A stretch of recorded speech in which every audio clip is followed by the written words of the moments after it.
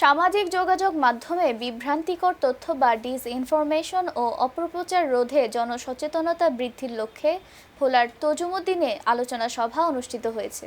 সোমবার 10 আগস্ট উপজেলা পরিষদ মিলনায়তনে এ সভার আয়োজন করে তজুমুদ্দিন উপজেলা প্রশাসন। এতে সভাপতিত্ব করেন তজুমুদ্দিন উপজেলা নির্বাহী কর্মকর্তা বনি আমিন।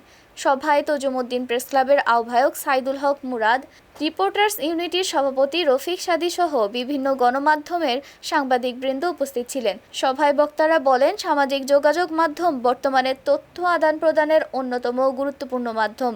তবে যাচাই বাছাই ছাড়া কোনো তথ্য, ছবি বা ভিডিও প্রচার করলে তা দ্রুত মানুষের মধ্যে বিভ্রান্তি সৃষ্টি করতে পারে।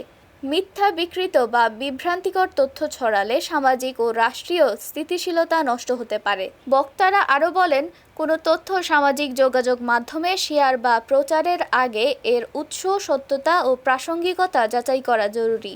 বিশেষ করে গুজব, ভুয়া সংবাদ, সম্পাদিত ছবি ও ভিডিও এবং উদ্দেশ্যপ্রণোদিত অপপ্রচার সম্পর্কে সাংবাদিকদের পাশাপাশি সাধারণ মানুষকে সচেতন হতে হবে। সভায় উপস্থিত সাংবাদিকরা সামাজিক যোগাযোগ মাধ্যমে গুজব ও অপপ্রচার প্রতিরোধে গণমাধ্যমের দায়িত্ব, তথ্য যাচাই এবং সাধারণ মানুষকে সচেতন করার বিভিন্ন দিক নিয়ে আলোচনা করেন।